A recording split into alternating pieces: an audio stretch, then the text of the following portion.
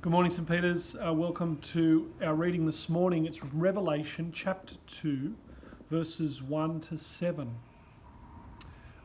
We're beginning to look at Jesus' word to each of the churches. Listen to verse 1. Write to the angel of the church in Ephesus, thus says the one who holds the 7 stars in his right hand and walks among the several golden lampstands.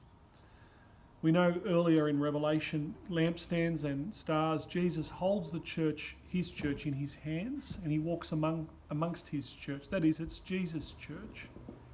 It's not Anglican's church, it's not my church, it's Jesus' church.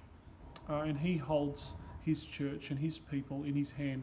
Elsewhere in John, the Gospel of John, it says that I know my sheep and I call them by name. This church in Ephesus was a church marked by truth. And he says they're doing really well with this. In verse 2, he says, I know your works. I know you cannot tolerate evil people. You have tested themselves who call themselves apostles and are not, and found them to be liars.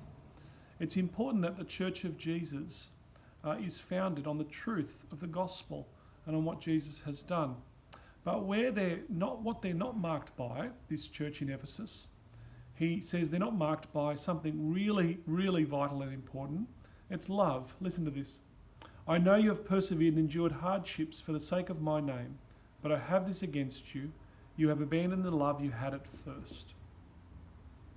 When we hear this, we think of them loving Christ, and it's true, but in one sense, Jesus is saying, because you don't have love in your midst as a church, love for one another, you've abandoned your love of me.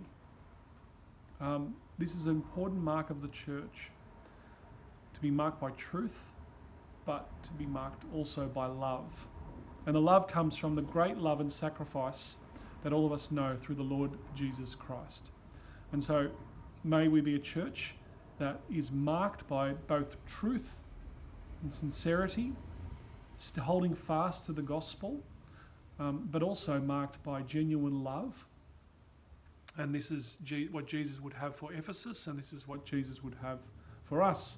Each letter finishes with these words, let anyone who has ears to hear listen to what the Spirit says to the churches.